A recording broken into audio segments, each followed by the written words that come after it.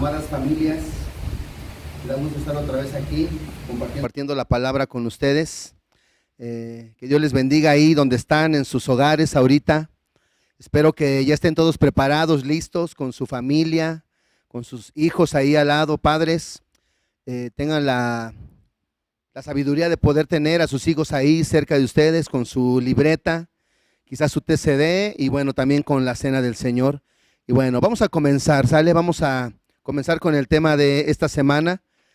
Desde que estamos en este tiempo de cuarentena hemos estado hablando con respecto a los tiempos de prueba. Y hemos visto lo necesario que es poder, ¿verdad?, ser entendidos en los tiempos y saber actuar de manera correcta en medio de las necesidades, de las dificultades. Hemos visto algunos temas con respecto a ser purificados a través de las pruebas. Hemos visto la prueba de nuestra fe y hoy quiero hablar un tema importante que se llama la obediencia en el desierto. Y hemos visto que ahorita es como un tiempo de desierto donde usted y yo estamos pasando y tenemos que saber cómo actuar, tenemos que saber qué decisiones tomar, decisiones correctas en medio de las necesidades, en medio de las pruebas, y necesitamos ir creciendo para poder llegar, ¿verdad?, a un correcto entendimiento de por qué Dios a veces permite que pasen situaciones complicadas en nuestra vida y necesitamos crecer en medio de la necesidad. Así que quisiera que hiciéramos una oración. Ponga su mano ahí en sus hijos, en su esposa, en su familia, y vamos a pedirle al Espíritu de Dios que tome control de ese tiempo, que nos ayude, que nos enseñe, que todo obstáculo que el enemigo quiera poner pueda ser quitado para que todos podamos ser bendecidos con el consejo de su palabra. Vamos a orar. Padre amado, te damos muchas gracias por la bendición de poder ser tus hijos, de poder estar, Señor, reunidos. Yo sé que mis hermanos están reunidos en sus hogares, quizás hay familias que están también en sus hogares, Señor, dispuestos a escuchar el consejo de tu gloriosa palabra. Te pido, Señor, que nos ayudes. Dale gracia a cada familia que está oyendo la palabra, que el corazón de ellos se pueda abrir para que tu palabra pueda penetrar, establecerse, profundizar de una manera poderosa y que traiga un fruto glorioso en la vida de cada uno de ellos. Derrama de tu gracia sobre mi vida, Señor. Dame la unción para poder compartir la palabra también como debo de hacerlo, con sabiduría, con claridad, Señor, que solamente la voz de tu Espíritu Santo resuene. Quita mis ideas, Señor, quita cualquier pensamiento que no provenga de tu corazón y que solamente la voz de tu bendito Espíritu Santo resuene en este día. Gracias te damos en el nombre maravilloso de nuestro Señor Jesucristo. Nos ponemos en tus manos, Señor. Amén y amén. Bueno, estamos pasando tiempos difíciles, tiempos de prueba, y yo meditaba un poco cuando estaba preparando la palabra y me daba cuenta que hay todo lo que usted y yo podamos aprender en medio de esta necesidad va a ser bueno, o sea, va a ser correcto. Aprendemos en las dificultades, aprendemos cuando vienen tiempos difíciles, pero meditaba y venía un pensamiento a mi corazón que me decía que sí es bueno lo que usted y yo vamos a aprender en este tiempo, pero que lo que en realidad nos va a sostener en medio de este tiempo es lo que usted y yo hemos aprendido, lo que usted y yo hemos almacenado en nuestro corazón. Nosotros somos como depósitos, y todo eso que vamos aprendiendo, que vamos adquiriendo, es lo que nos va a ayudar y lo que nos va a sustentar de alguna manera en este tiempo de desierto, en este tiempo de prueba, en este tiempo de necesidad. Y me venía al pensamiento un poco sobre estos animales, los camellos, y veía que estos animales están diseñados para caminar, para soportar largas distancias en el desierto. Quizás un caballo no atravesaría un desierto, pero un camello tiene la fuerza para poder atravesar de alguna manera los desiertos. Y hablando un poquito acerca de depósitos, usted y yo somos un depósito. Yo recuerdo que hace algún tiempo se pensaba que las jorobas de los camellos almacenaban agua, ¿verdad? Eso ya hace algunos años, quizás siempre se ha sabido, pero yo recuerdo que nos decían eso, que los camellos podían caminar grandes distancias en el desierto sin necesidad de beber agua, porque en sus jorobas llevaban almacenamiento de agua. Pero entendemos ahora que las jorobas de los camellos no son como cantimploras, sino que son depósitos de grasa. Y esa grasa les ayuda a poder, cuando ellos van caminando, ¿verdad? Una distancia en el desierto, esa grasa que tienen en sus jorobas les ayuda para que ellos puedan soportar. Solamente requieren de comer un poco de hierba y toda esa energía, todo el sustento que necesitan va en sus jorobas. O sea, ellos llevan depósitos en sus vidas para poder atravesar, ¿verdad? De alguna manera el desierto. Ahora, podemos entender que los camellos no les sorprende, ¿verdad? El desierto. En la primera carta de Pedro, en el capítulo 4, versículo 12, dice, amados, dice, o sea, dice, no se sorprendan, ¿verdad? Por el fuego de la prueba que les ha sobrevenido, dice, como si alguna cosa extraña les aconteciese. Ahora, podemos ver que el apóstol Pedro nos insta y nos da el consejo de que no tenemos que sorprendernos, ¿verdad? Yo creo que la prueba no nos debe de sorprender a usted y a mí. Usted y yo tenemos que estar preparados para los tiempos de prueba, para los tiempos de necesidad. A los camellos no les agarra de alguna manera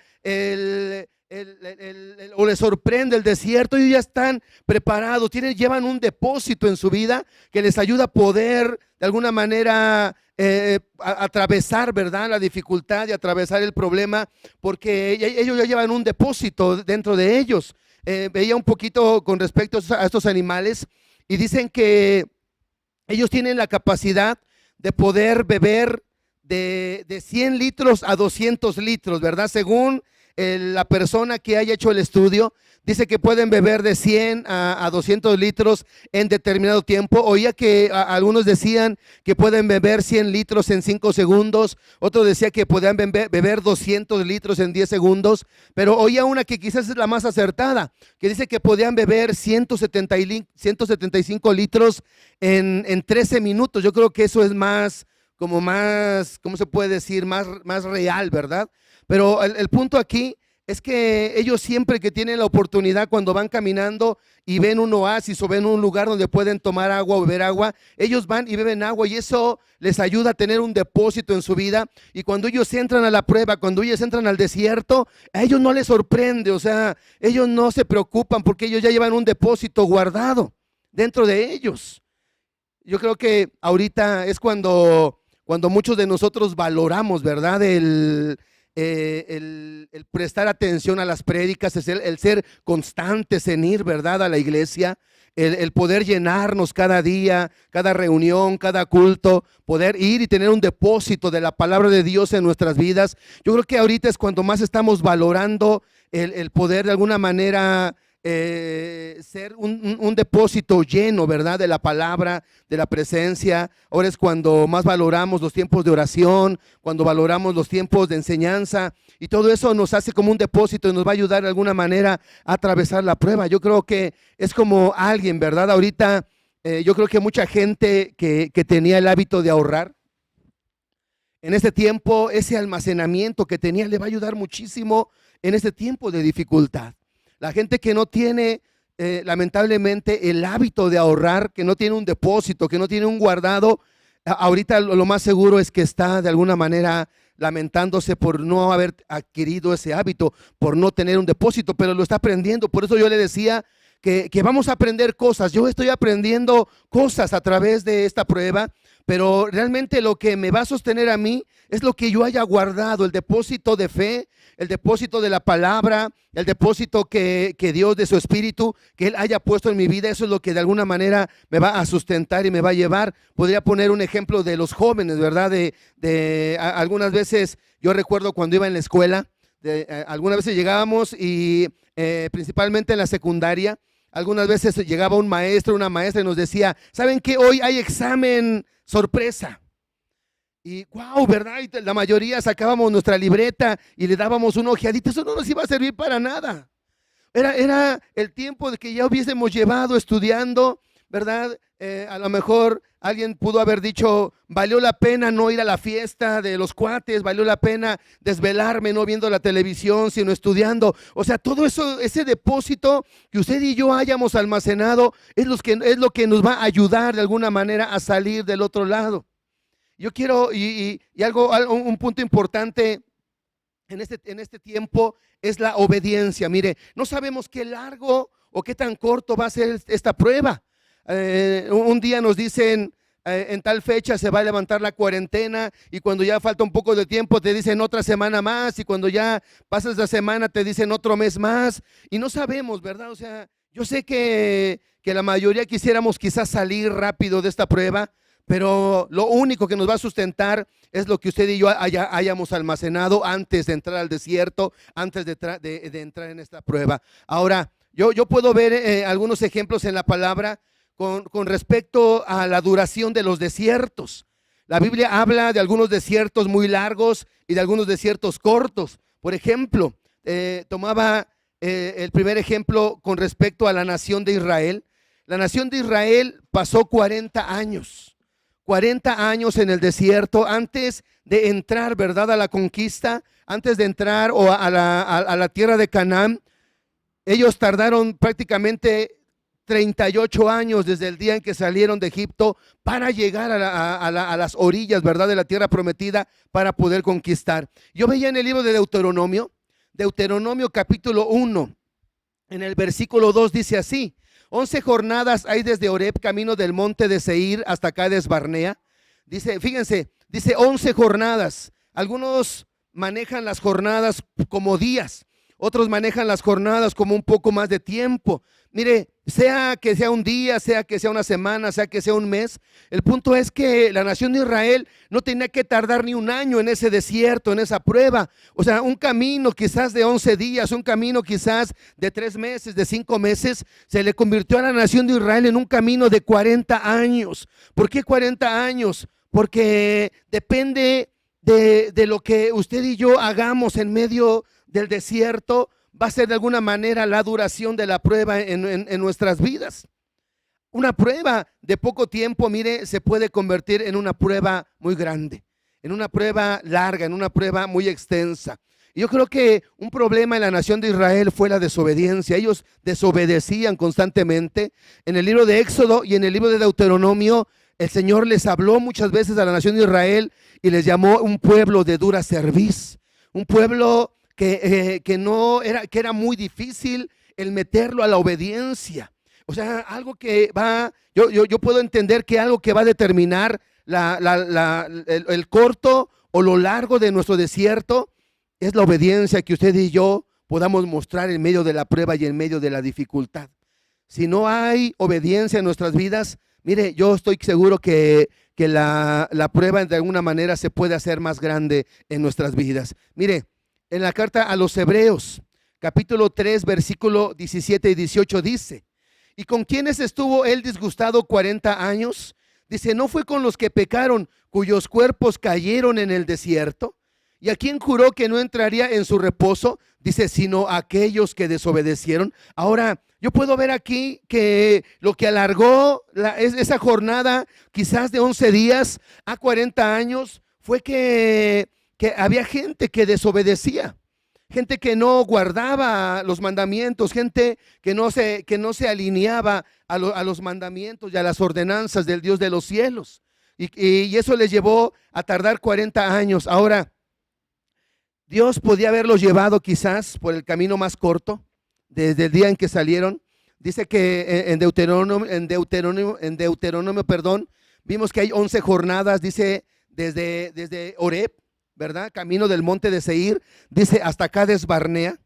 Yo creo que el Señor podía haberlos llevado, pero cuando Él vio la desobediencia de alguna manera en la vida de la nación de Israel, el Señor tuvo que darles vueltas, tuvo que llevarlos a vagar en el desierto durante 40 años hasta que murió esa generación. Nadie de esa generación, excepto Josué y Caleb, dice que entraron a la tierra porque ellos siguieron fielmente a Dios. O sea, ellos no desobedecieron.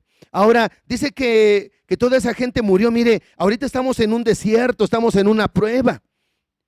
Y yo creo que todos, ¿verdad? Que seamos creyentes, que no seamos creyentes, estamos en la prueba.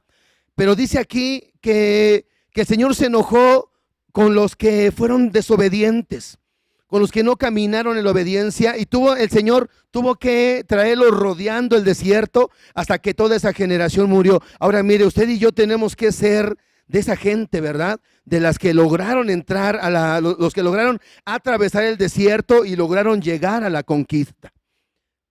¿Quiénes son los que no terminan los desiertos? Los que no le agradan a Él, o con los que le causan un disgusto al Dios de los cielos. Usted y yo tenemos que cuidarnos en este tiempo de no caminar en desobediencia, ser obedientes. Ahorita que está, según ya la fase 3 de esto, se han extremado, ¿verdad? Se han hecho un poco más fuertes las restricciones. Y hay una recomendación, ¿verdad? Que dice que se quede uno en casa. Yo creo que hay quien sí se puede quedar en casa y hay quien no se puede quedar en casa. Hay mucha gente que vive al día, ¿verdad? O sea, yo creo que hay gente que ahorró, que tiene esa costumbre de ahorrar y quizás pueda quedarse en casa, pero hay gente que no, hay gente que vive al día y tiene que salir. Pero yo creo que también hay gente que puede quedarse en casa. Hemos visto noticias de gente que hace reuniones, hace fiestas en sus hogares, o sea, violando completamente las reglas. Yo no le auguro un buen fin a esa gente. En medio de la prueba, en medio del desierto, usted y yo tenemos que caminar bajo las reglas del gobierno. Si el gobierno nos ha mandado a quedarnos en casa, sí, usted puede quedarse en casa, se tiene que quedar. Yo no me meto con los que tienen que ir a trabajar, con los que tienen que ganar el sustento para su familia, con ellos yo no me meto, pero también hay gente que no es necesario que salga, que no es necesario que tenga que salir a pasear o tenga que salir a algún lugar. O sea, a esa gente está violando el principio, y Dios no pudo meter a la nación de Israel por desobedientes. ¿Sabe por qué?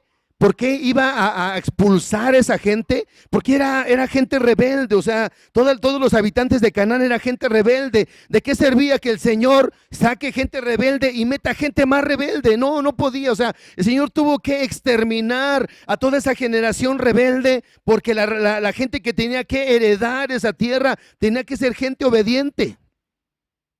Y por eso el Señor tuvo que hacer rodear a esa gente para que muriera en el desierto, porque la gente que heredara esa tierra tenía que ser mejor. La gente que herede las bendiciones de Dios tiene que ser gente mejor, iglesia. O sea, usted y yo tenemos que ser obedientes para poder salir de esta prueba. Los desobedientes no logran salir de la prueba. O sea, aún quizás, ¿verdad?, pueda haber en la iglesia gente que no logre salir al otro lado. Hemos oído de gente que va a las iglesias que se ha enfermado de esa enfermedad. Ahora, yo no digo que esa gente sea desobediente. Quizás por alguna situación le pasa la enfermedad, pero lo más seguro es que va a salir bien librada de esa enfermedad. Pero ¿qué de aquellos, verdad, que por desobediencia puedan adquirir esa enfermedad y puedan perecer en medio de este desierto? Ahora sí que el único que sabe por qué sucede es el Dios de los cielos y la persona a la que le pasó esto. Pero bueno, mire, otro ejemplo, José el soñador.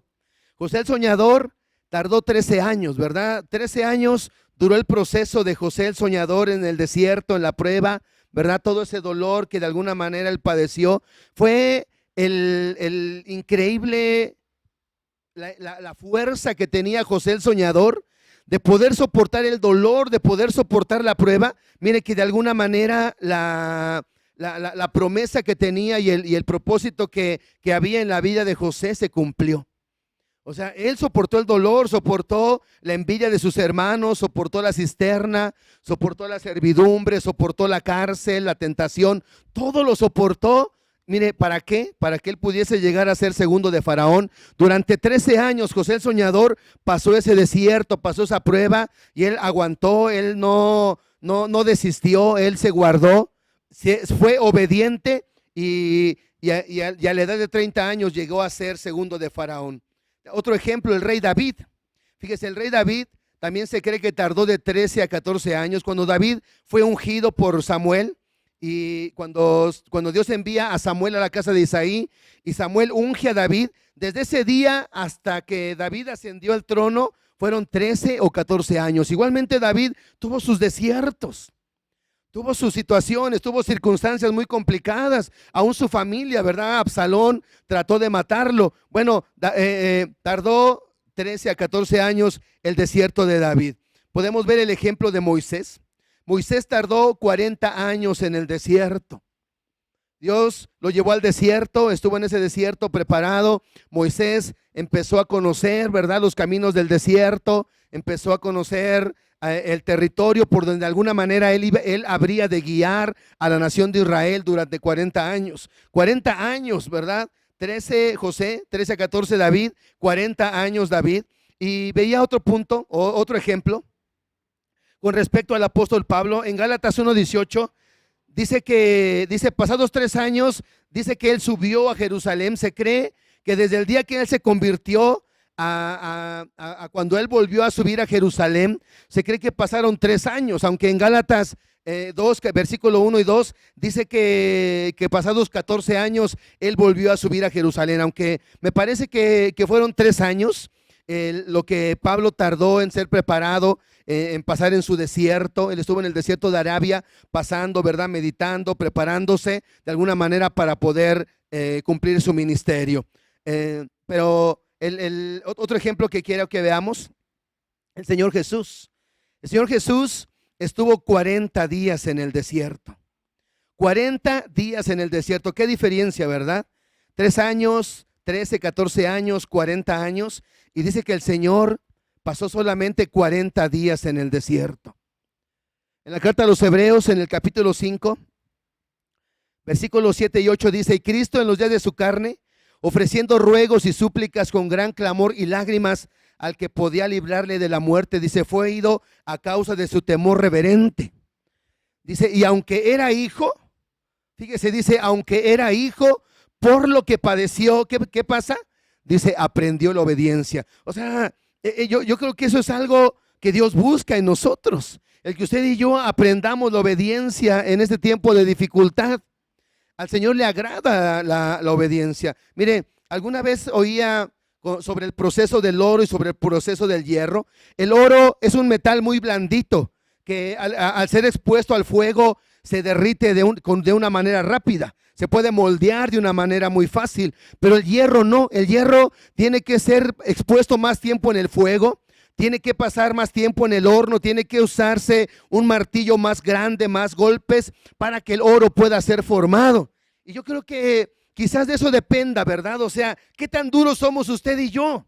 ¿Qué tan necios, qué tan tercos seamos en medio de la dificultad, en medio de la tribulación? Quizás Dios pudiese estar tratando de doblegar nuestro corazón, de quebrantar nuestro corazón, de doblegar nuestro orgullo para que seamos obedientes. El oro reacciona rápido al fuego. El hierro tarda mucho. Se tiene que dar golpes muy fuertes porque es un metal muy duro. Y quizás de eso dependa la duración de nuestro desierto, ¿verdad? ¿Qué tan difíciles somos de ser moldeados? ¿Qué tan duros somos? ¿Qué tan necios? ¿Qué tan tercos somos? A veces en medio de la dificultad y en medio del dolor, hay gente que se endurece. Cuando Dios envió las plagas con Faraón, dice que cuando la plaga era quitada, dice que Faraón se obstinaba en su corazón. O sea, hay gente que en medio del dolor y en medio del sufrimiento se obstina. Aunque esté sufriendo, aunque le esté doliendo, esa gente no se doblega, o sea, no retrocede, no reconoce, no se humilla delante del Dios de los cielos. Hay gente que muchas veces por sus malas decisiones, o hay gente que algunas veces tiene vicios, ¿verdad? Hay gente que cuando ha bebido mucho, comete locuras, comete situaciones, se daña a sí mismo. Y muchas veces la gente le dice, oye, ya no lo hagas, ten cuidado. No, dice, yo lo voy a volver a hacer y yo voy a volver a beber y yo voy a volver a hacer las mismas cosas, ¿verdad? O sea, aunque esa situación, esa mala decisión que ellos tomaron, les causó dolor, les trajo una desgracia a su vida, aún así se empeñan, ¿verdad?, en seguir haciendo, son obstinados, son gente de dura cerviz que se empeñan en hacer lo malo, ¿verdad? O sea, hay gente que ha destruido su familia, hay gente que ha perdido su fortuna, ha perdido su trabajo, ha perdido la confianza por pecados, por vicios que tiene, pero aunque le ha causado dolor, esa gente se obstina y sigue en la misma situación. Y la pregunta es, ¿qué somos, verdad? ¿Somos oro o somos hierro? ¿Qué tan duros somos de poder ser quebrantados? Fíjese, oía hace un tiempo, ya tiene un buen tiempo, leía un libro donde hablaba sobre los caballos de guerra y dice que los caballos, vi un poquito, cuando me acordé de ese punto de los caballos de guerra, veía un poco sobre el tema de los caballos y veía la forma en la que los caballos son amansados, la manera en que los caballos son quebrantados. Y wow, ¿verdad? O sea, veía un video donde un hombre estaba tratando de acercarse al caballo para ganar su confianza, para amansarlo, pero el caballo se paraba y le tiraba patadas, ¿verdad? Con las patas delanteras. Y cada vez que venía el caballo, había unas barras que ellos ya habían acomodado de alguna manera estratégicamente para que cuando el caballo se les abalanzara, ellos se pusieran detrás de las barras y ya no les podía hacer nada. Y es impresionante, ¿verdad? O sea, que la forma en la que, o la fuerza de un caballo. En el libro de Job, cuando Dios está hablando con Job, le dice, ¿tú le diste la fuerza al caballo? Dice, ¿tú adornaste de ondulantes crines su cuello? Dice, ¿lo vas a atemorizar como si fuera una langosta? Y dice, su resoplido es impresionante. O sea, el caballo son animales impresionantes, ¿verdad? O sea, tienen una fuerza increíble, una fuerza impresionante. Pero esos animales tienen que ser quebrantados para poder ser montados. Y el caballo de guerra tiene una característica, aunque los caballos de guerra ya están quebrantados. Hay caballos que la gente puede montar y hay caballos que tiran a sus jinetes. Hay caballos que no se dejan guiar, que no se dejan gobernar como debe de ser. Pero una característica del caballo de guerra es que ha sido totalmente quebrantado. A ese caballo, mire, dicen que no le interesa otra cosa más que obedecer las órdenes del jinete que está encima de él. O sea, el jinete lo puede llevar a donde quiera, lo puede llevar por donde quiera y el caballo no se va a resistir. Lo puede llevar en medio de la guerra, lo puede llevar en medio de la batalla, lo puede llevar, ¿verdad?, a que atraviese campos cercados con alambres de malla. O sea, si el jinete dirige al caballo hacia un punto, el caballo que ha sido quebrantado, ese caballo va a obedecer. Y uno de esos es el caballo de guerra. O sea, un caballo que no ha sido quebrantado no sirve a la guerra porque se puede acobardar. Entonces, yo lo comparaba con nosotros, ¿verdad? A veces nosotros somos muy duros, somos muy fuertes, somos muy difíciles de quebrantar. Mire, y si no estamos quebrantados, entonces puede que no terminemos el desierto. Porque al Dios de los cielos le agrada la obediencia. Si no hay obediencia, entonces puede que no terminemos la prueba. Ahora, otra cosa, mire, otra cosa que determina la duración de un desierto, dicen que puede ser también el propósito que Dios tiene para nosotros. Algunas veces Dios puede permitir que un desierto se alargue o se acorte dependiendo del propósito y la labor que Dios tiene para nosotros. Recuerdo que usamos mucho un ejemplo con respecto a los birlos. El birlo de una bicicleta, el birlo de un carro y el birlo de un tráiler, por lo regular, tienen diferente proceso. El de una bicicleta quizás no necesite mucho fuego. El de un carro va a necesitar más fuego, pero el de un tráiler va a necesitar muchísimo más fuego. ¿Y de qué depende? De la carga que va a llevar. Y dicen que Moisés estuvo 40 años en el desierto porque él fue un hombre que iba a llevar sobre sus espaldas una congregación de 2,5 millones de gente. O sea, imagínense la carga tan fuerte, ¿verdad? Entonces, entre más carga tenga que llevar a alguien, más proceso, más fuego, más golpes tiene que llevar en su vida. Entonces, quizás pueda que nuestro desierto pueda ser un poco más largo, no solamente por desobediencia, pero quizás porque Dios tiene un propósito un poco más grande, ¿verdad? Para cada uno de nosotros. A veces yo he oído de predicadores, ¿verdad? De gente que son muy usados por Dios, los desiertos que esa gente ha pasado, ¿verdad? O sea, hombres de Dios, mujeres de Dios que predican a multitudes, que tienen grandes iglesias. Muchas veces en su haber hay testimonios muy fuertes de dolor, de pérdida, de dificultad, y quizás su desierto haya sido más largo que el de nosotros, porque la carga que ellos iban a llevar era muy fuerte. Ahora mire, realmente hablar de prueba y hablar de dificultad a veces no nos gusta. Como que no nos gusta sufrir, no nos gusta padecer, pero Dios sabe el propósito. O sea, algunas veces nosotros no entendemos por qué estamos pasando una prueba, por qué estamos pasando un propósito, una dificultad, un desierto, pero Dios sí sabe. Oía hace un tiempo una historia de un pequeño que él tenía un problema en sus huesos. Y dice que sus padres lo llevan a un especialista, y el especialista empieza a checar su cuerpo, empieza a checar su sistema óseo, y se da cuenta que tiene un problema de crecimiento. Y en ese tiempo la manera en la que tenían que, o en la que le podían ayudar, era poder ajustarle algunos fierros en su cuerpo, los cuales iban a empezar a ejercer presión sobre sus huesos para motivarlos a crecer. Y dice que el médico le dijo a los padres, dice, mire, esta es la única opción que tenemos. Creemos que va a funcionar. Le dice, pero el único problema es que va a ser muy doloroso para el niño. Y los padres tenían que decidir entre que el niño se quedara enanito o el niño pasara por un proceso de dolor para poder alcanzar la estatura normal. Y dice que ellos decidieron, ¿verdad? Por amor al niño, decidieron, ¿sabes qué? Pues vamos a someterlo a esa terapia para que el pequeño pueda crecer. Y dice que le ponen los fierros, le ponen los aparatos, y cada día tenían que apretar un poco. Y dice que eso causaba mucho dolor y sacaba, ¿verdad? O le producía un dolor tan fuerte al niño que el niño gritaba muy fuerte.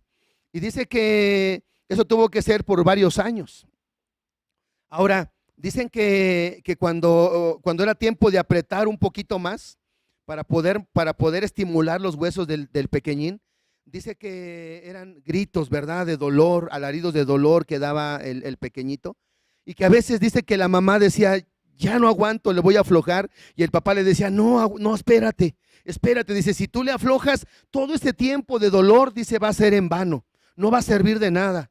Y bueno, dice que la madre se calmaba y después le tocaba al papá, ¿verdad? Irle a apretar. Y a veces el papá como que medio flaqueaba también de ver el dolor que le producía a su hijo. Y llegaba la mamá y decía, no, acuérdate lo que tú me dijiste. Sí, le aflojamos, entonces todo este tiempo que nuestro niño pasó dolor no va a servir de mucho. Y dice que aguantaron, ¿verdad? Soportaron el tiempo correcto, el tiempo necesario que tuvo que estar sometido ese pequeñín. Y ya después de unos años buscaron al niño y ¿sabe qué? Dice que ya era un jugador profesional de hockey sobre hielo. Valió la pena el dolor, valió la pena el sacrificio. Y a veces como que a nosotros no nos gusta mucho oír, ¿verdad? Del padecimiento, del dolor, pero tenemos que entender que Dios tiene un propósito cuando a veces pasa una prueba difícil que causa dolor en nuestras vidas. Mire, quiero que oiga un pensamiento que dijo o que pronunció Albert Einstein. Fíjese lo que dice. Dice, la crisis es la mejor bendición que pueda sucederle a personas y países, porque la crisis trae progresos. La creatividad nace de la angustia como el día de la noche oscura.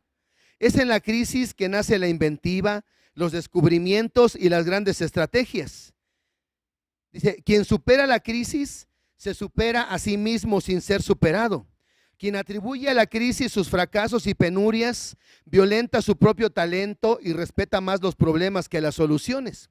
La verdadera crisis es la crisis de la incompetencia, el inconveniente de las personas y los países es la pereza para encontrar las salidas a las soluciones.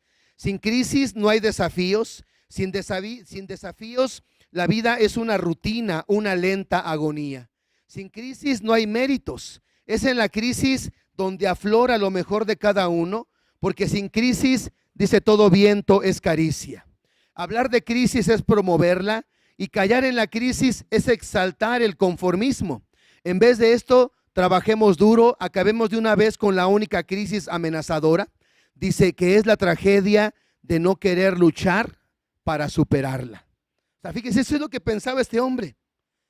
Y realmente así es. O sea, si el sufrimiento, si las cosas difíciles no produjeren algo bueno en nuestras vidas, entonces sería de más que Dios permitiera que sufriéramos nosotros. Tenemos que soportar, mire, a veces en medio del dolor, en medio de la prueba, quizás nos den ganas de renunciar, nos den ganas de retroceder, nos den ganas de desobedecer, ¿verdad? De brincarnos las reglas, de hacer cosas que quizás no son correctas en ese momento. Tenemos que soportar, o sea, la obediencia, el aprender la obediencia. Dios está quebrantando algo de nuestras vidas para poder traer bendición a nuestras vidas. Soportemos, desarrollemos la obediencia en nuestras vidas sin salirnos de ella. Fíjese, quiero poner un ejemplo. Segundo libro de Reyes.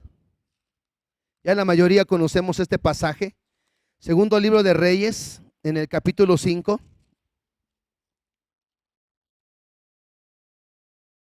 Habla la historia de un hombre que estuvo a punto de perder las bendiciones porque estuvo a punto de desobedecer en medio de la prueba y en medio de la tribulación. Fíjese, segundo libro de Reyes, capítulo 5, versículo 1 dice así: Naamán, general del ejército del rey de Siria, era varón grande delante de su señor y lo tenía en alta estima, porque por medio de él había dado salvación a Siria. Era este hombre valeroso en extremo, pero leproso. Y de Siria habían salido bandas armadas y habían llevado cautiva de la tierra de Israel a una muchacha, la cual servía a la mujer de Naamán. Esta dijo a su señora: si rogase mi señor el profeta, dice que está en Samaria, él lo sanará él lo sanará o lo sanaría de su lepra. Ahora mire, estamos viendo ahorita situaciones donde gente alrededor de nosotros está cayendo enferma. Nos han subido, algunos hermanos nos han dicho, ¿verdad? De gente conocida, nos han pedido oraciones por gente que ellos conocen, vecinos, conocidos, y dicen, ¿sabes qué? ¿Saben qué? Les pedimos oración para que oren por la gente que está cayendo. Apenas oía, ¿verdad? Nos subían una petición también de la hija de un pastor que también le fue infectada por el coronavirus. Y aquí vemos cómo esta jovencita era esclava, ¿no? Yo no sé cómo la trataban, yo no sé si la trataban bien, ¿verdad? Yo creo que lo único que le importaba a esta muchacha era de alguna manera exaltar el nombre de Dios, exaltar el nombre de su nación. Y va y le dice a la esposa de Naamán, ¿verdad? O sea, ella no va directamente con Naamán. O sea, en este tiempo, quizás si usted conoce de alguien que está enfermo, no tan fácil puede ir, ¿verdad? Y compartirle directamente, pero a lo mejor por teléfono, a lo mejor a un familiar. Aquí dice que la muchacha fue con la esposa de Naamán y le dijo, si mi señor rogase, dice, al profeta que hay en Samaria, lo más seguro es que él le sanaría de su lepra. Y eso es lo importante, ¿verdad? O sea, qué importante es cuando hay gente de fe a nuestro alrededor. Usted y yo tenemos que ser esa gente de fe en medio de esta prueba, en medio de este desierto. Y cada vez que veamos a alguien, ¿verdad? Tenemos que tener el valor de poder guiarlos a quien les puede sanar, de poder guiarlos a quien puede darles la sanidad, la salvación en medio de esta prueba. Y yo veo aquí la muchacha, era una esclava. Eso no le interesó a ella y ella le compartió. Versículo 4 en adelante dice, entrando Naamán a su señor, le relató diciendo, así y así ha dicho una muchacha que es de la tierra de Israel. Y le dijo el rey de Siria, anda, ve, yo enviaré cartas al rey de Israel. Salió pues, dice, llevando consigo, fíjese, dice que llevaba 10 talentos de plata y 6,000 piezas de oro, y dice que llevaba 10 mudas de vestido. Estuve checando cuánto equivalía más o menos la cantidad de bienes que llevaba este Naamán, y dice que llevaba 34, 30, sí, ¿verdad? Dice que eran 34 talentos, no, perdón, 10 talentos de plata, perdón, dice 10 talentos de plata. 10 talentos de plata, el talento pesaba 34 kilos, o sea, llevaba 340 kilos de plata, y dice que llevaba 6,000 piezas de oro y 10 mudas de vestidos. Yo veía que las 6,000 piezas de oro equivalían a 70 kilos de oro. Más o menos yo le hice una cuenta. El punto es que este hombre, sin contar los vestidos, tan solo en el puro oro y en la pura plata, ¿sabe cuánto llevaba? Llevaba casi como 40 o 50 millones de pesos. 40 o 50 millones de pesos, fíjese, llevaba Naamán para poder pagar por su sanidad. Bueno, el punto es que llega y dice en el versículo 8, dice, cuando Eliseo, el varón de Dios, oyó que el rey de Israel había rasgado sus vestidos, envió a decir al rey, ¿por qué has rasgado tus vestidos? Venga ahora a mí y sabrá, dice, que hay profeta en Israel. Y vino Naamán con sus caballos y con su carro, y se paró a las puertas de la casa de Eliseo. Entonces Eliseo le envió un mensajero diciendo, ve y lávate 7 veces en el Jordán, y tu carne se te restaurará y serás limpio. Y Naamán se fue enojado diciendo, he aquí yo decía para mí, saldrá él luego y estando en pie, invocará el nombre de Jehová su Dios, alzará su mano, tocará el lugar, dice, y sanará la lepra. Habana y farfarrios de Damasco no son mejores que todas las aguas de Israel. Si me lavare en ellos, no seré tan bien limpio. Dice, y se volvió y se fue enojado. Ahora mire, fíjese, dice que este Naamán, él como que llevaba un pensamiento de cómo iba a ser sanado. A veces cuando usted le comparta a alguien, usted le puede decir, acepta a Jesús como tu Señor y Salvador, arrepiéntete de tus pecados, perdona si tienes rencor contra alguien, y Dios te va a sanar. Y mucha gente le va a decir, no creo eso, ¿verdad? O sea, este hombre llevaba mucho dinero, o sea, quería pagar por una sanidad, por algo milagroso, algo que le pudiera sanar a este hombre. Pero dice que cuando Eliseo le dice, ¿sabes qué? Vete y sumérgete 7 veces en el Jordán y tu carne se te restaurará y serás limpio. Dice que no le gusta la idea porque él quería que fuera a su manera. Fíjese cómo a veces el orgullo y la soberbia puede hacer que no seamos obedientes en medio de la prueba y en medio de la necesidad. Porque no se debe de hacer como yo quiero, se debe hacer como nos ordena y como dice el Dios de los cielos. Mire, algunas veces quisiéramos que Dios hiciera las mismas cosas o de la misma manera como lo hizo en otros lugares o con otras personas.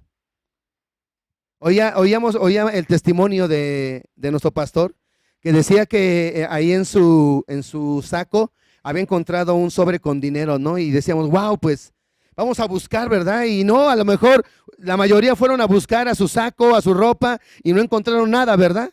Yo encontré un peso en uno de mis pantalones. Y decimos, ¿por qué no Dios lo hace? Me haces como le hiciste a mi pastor, ¿verdad? Perdón, ¿por qué no en este momento de necesidad me encuentro un sobre igual en mí? ¿Por qué? Porque Dios no quiere hacerlo así. O sea, mire, Dios puede hacerlo de una manera con unos y de una manera con otros como Él quiere. Y yo no puedo pedirle a Dios que lo haga de la misma manera que a otros. A unos los envía en avión y a otros los envía a pie en ride. Porque Él quiere. Porque así Él lo decidió. Al apóstol Pablo le dijo, es necesario que vayas a Roma y prediques de mí. Es necesario que testifiques en Roma como has testificado aquí en Jerusalén. ¿Y sabe cómo fue Pablo? Fue en un barco romano, pero fue esclavo, encadenado a un soldado romano. Pero Pablo no le cuestionó al Señor, ¿por qué lo haces de esta manera? Mándame en primera clase, mándame en avión, mándame aunque sea en un bochito, pero no me mandes en un barco de esclavo. O sea, aquí el punto es que usted y yo tenemos que someternos y sujetarnos a la manera en la que Él provea en nuestras vidas. Y que seamos obedientes, no porque a uno lo hizo de una manera y a mí no me lo hizo de esa manera, no por eso me voy a enojar y me voy a resentir con Dios. No, por poco este hombre pierde la sanidad. Mire, ¿y qué pasa?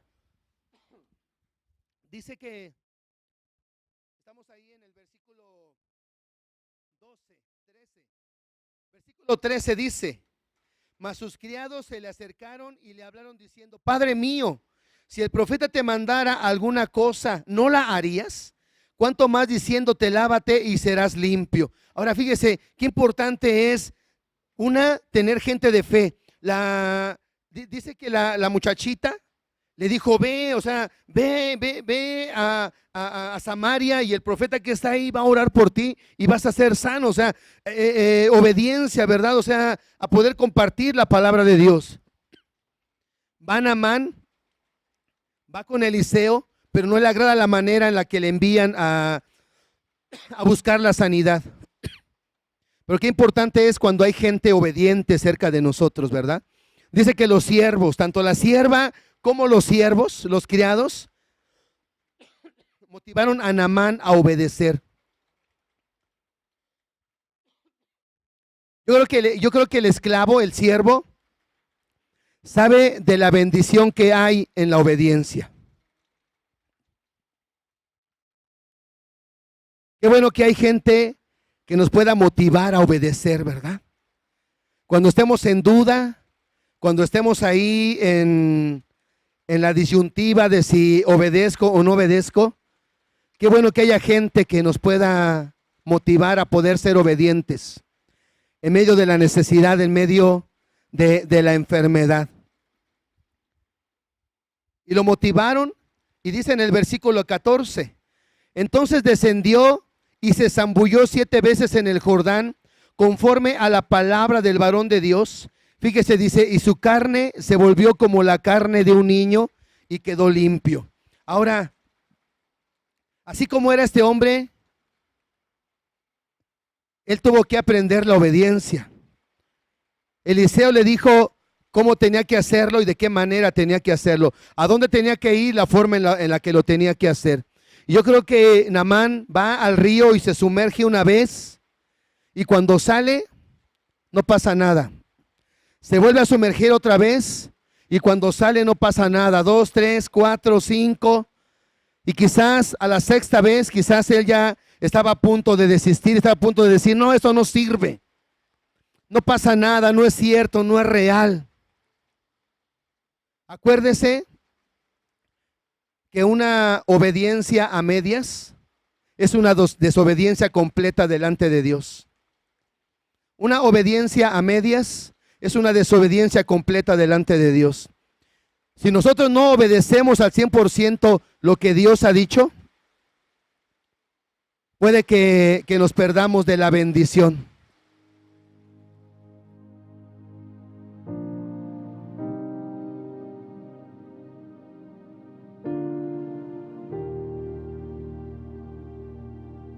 Fíjese cuánto dinero llevaba Naamán.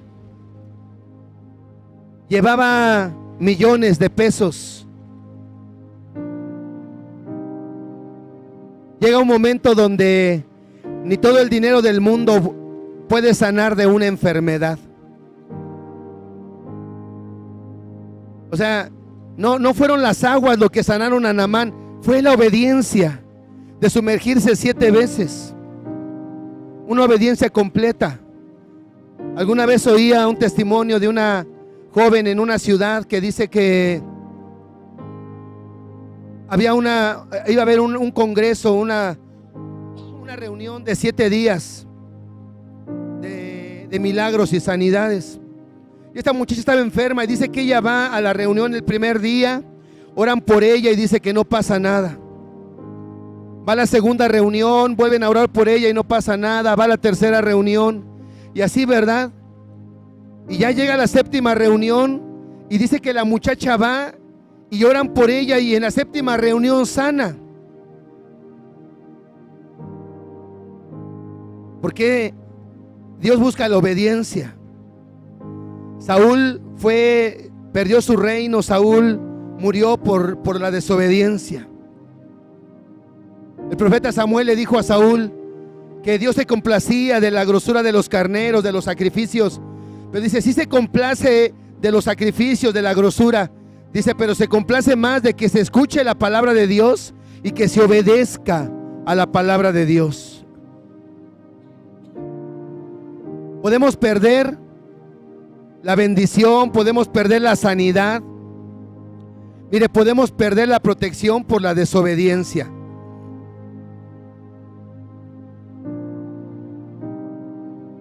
Hay situaciones que el dinero no nos va a servir.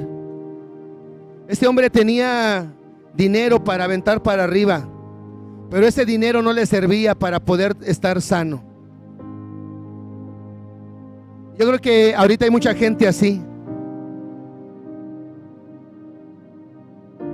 Hay gente que no tiene el recurso para poder hallar la sanidad, para poder salir de esta prueba, de este desierto.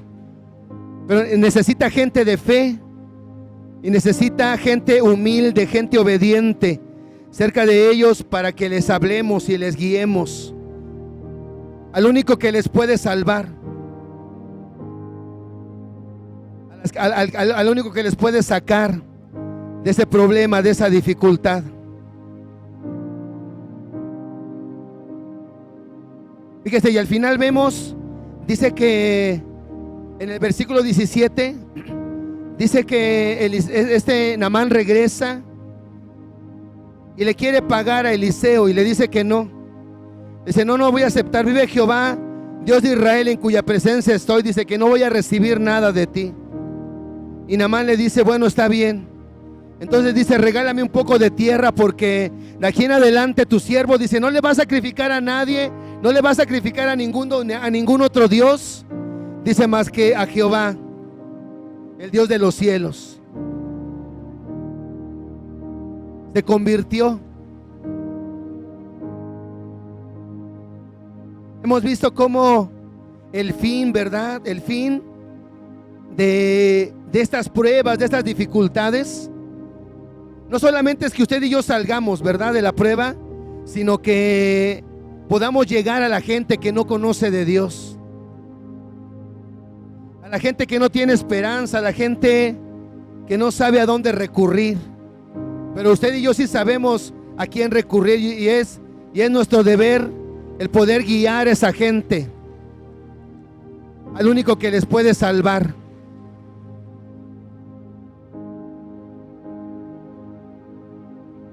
Al único que les puede librar.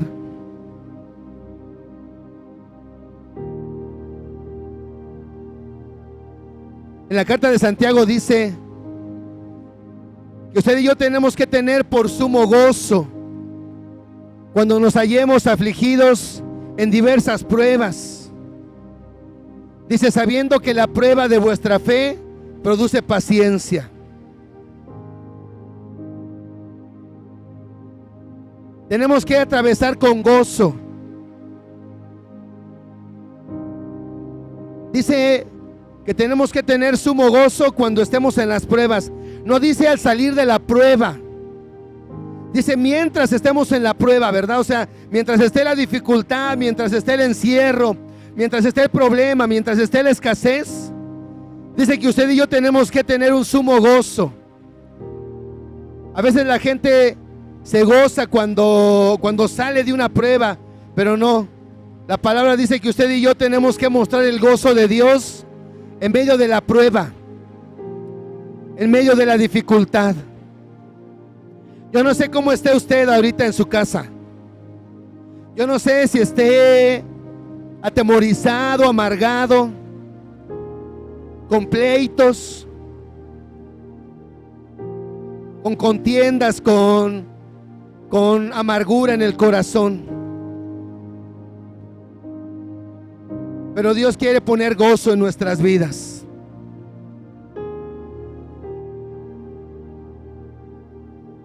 Necesitamos que Él ponga gozo en nuestros corazones. Tenemos que decirle: Señor, llena de gozo mi corazón. Que haya gozo, Señor, en medio de la dificultad, en medio de las pruebas, Señor. Ayúdanos a pasar este tiempo con gozo, Señor. Desata el gozo en nuestras vidas, Espíritu de Dios. Que la gente de allá afuera pueda ver que aún en medio de la dificultad, en medio de la necesidad, podemos estar con gozo, con alegría, siendo obedientes, Señor.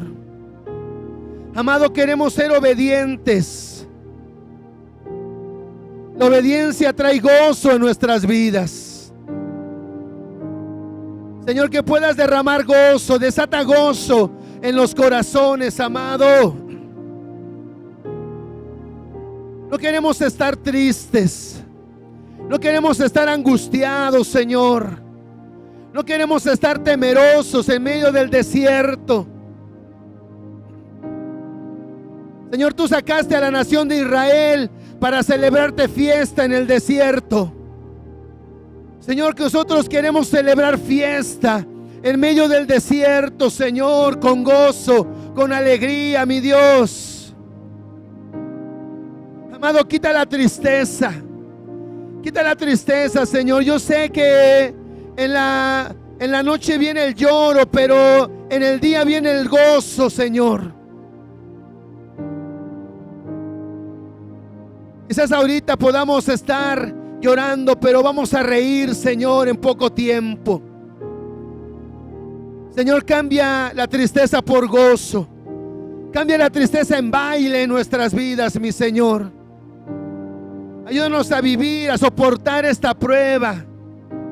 Señor, tú nos creaste, mi Dios, para darte gloria, para darte honra. Señor, pon gozo en los corazones, Espíritu de Dios. Señor, quizás estamos en tierra seca y tú estás haciendo llover. Estás haciendo llover, Señor, en la tierra seca, en la tierra árida. Y vamos a pasar con gozo glorioso e inefable, mi Dios, estas pruebas, estas tribulaciones. Te adoramos, Señor, te adoramos. Damos gracias. Gracias, Señor. En el nombre de Jesús. Ponga su mano ahí en el hombro del que tiene al lado. Ore por su hermano y dígale: Señor, pon gozo. Pon gozo, Señor, alegría. El corazón alegre, Señor, constituye un buen remedio. Pon gozo y alegría en nuestros corazones, mi Dios, para que podamos pasar este tiempo en bendición. Quizás en escasez, Señor, quizás con dificultades, pero en familia, contentos, alegres, Señor. Amado, quita los pleitos, quita la amargura de los corazones, mi Señor. Desata el gozo hoy.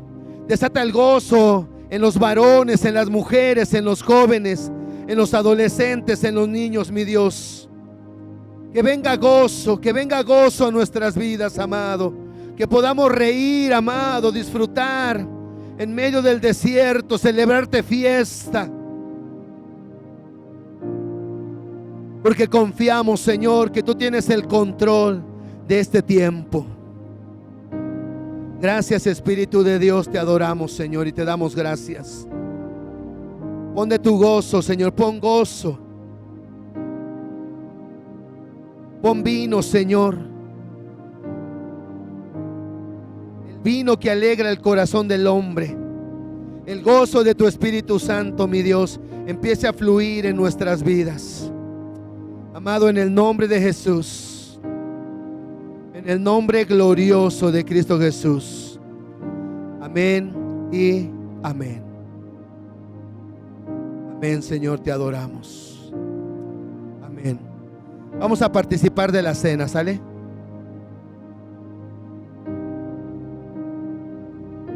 Y los elementos de la cena.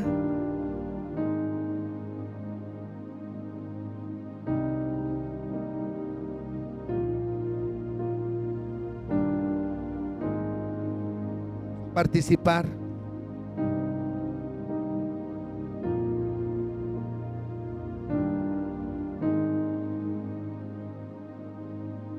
Es un buen tiempo para meditar, para ponernos a cuentas delante del Señor.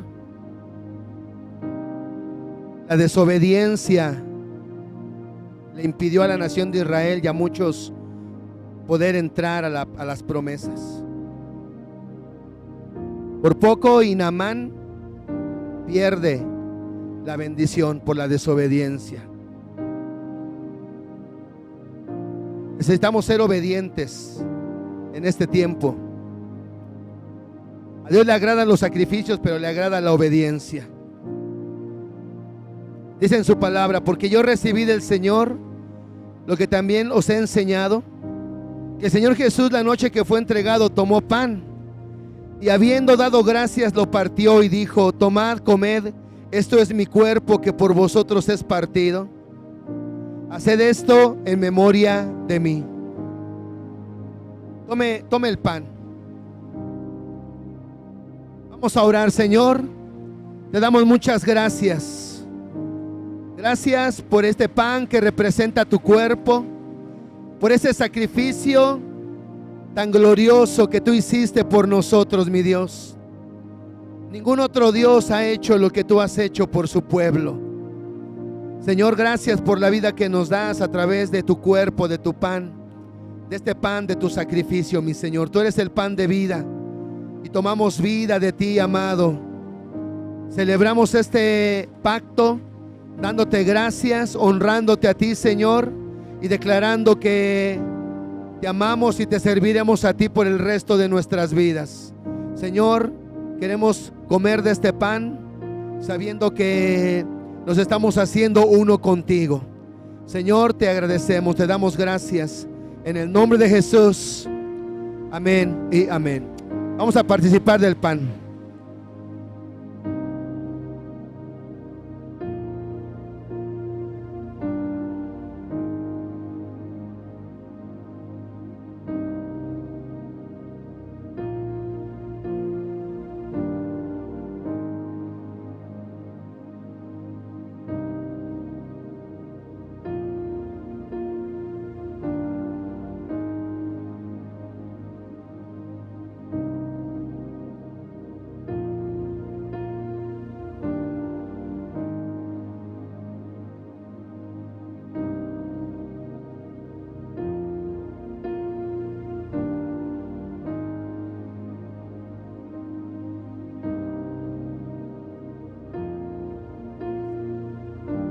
Asimismo, tomó también la copa después de haber cenado, diciendo: esta copa es el nuevo pacto en mi sangre.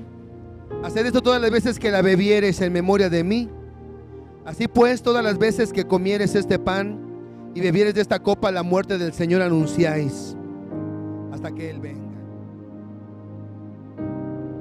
Vamos a orar por la copa. Sellamos el nuevo pacto en la sangre de nuestro Señor. Sangre que detiene las plagas, que detiene la muerte. Vamos a participar. Señor, te damos gracias también por la sangre preciosa que derramaste, Señor, en la cruz.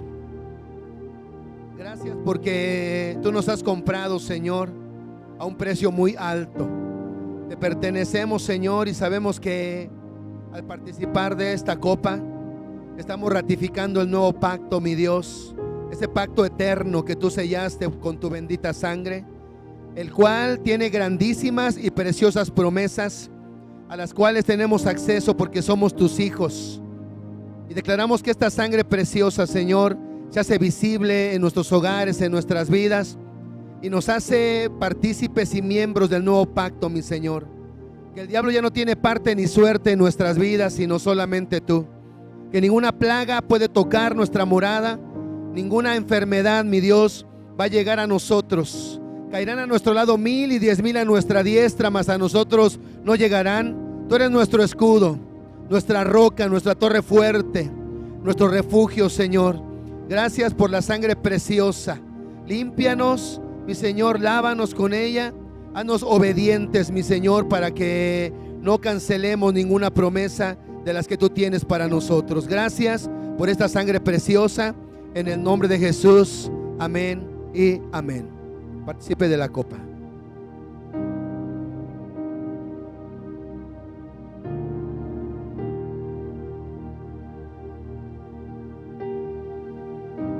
Algún tiempo oía unas frases de hombres que decían que uno de los más grandes fracasos de los predicadores iba a ser el no haber enseñado a la iglesia a aprender a sufrir, a poder a enfrentar el sufrimiento. Y alguien más decía que el Dios de los cielos tuvo un hijo sin pecado. Dice, pero ninguno sin cruz. Solamente uno sin pecado, pero ninguno de sus hijos es sin cruz. Todos tenemos una cruz. Todos tenemos que llevar obedientemente la cruz. La cruz no es obligatoria, la cruz se lleva voluntariamente. Así que les animo, iglesia, a que crezcamos en obediencia. La desobediencia puede alargar mucho nuestros desiertos. La obediencia va a cortarlos y va a traer grandes bendiciones a nuestra vida. Así que Dios le bendiga mucho. Dios le bendiga, iglesia, les amamos. Amén.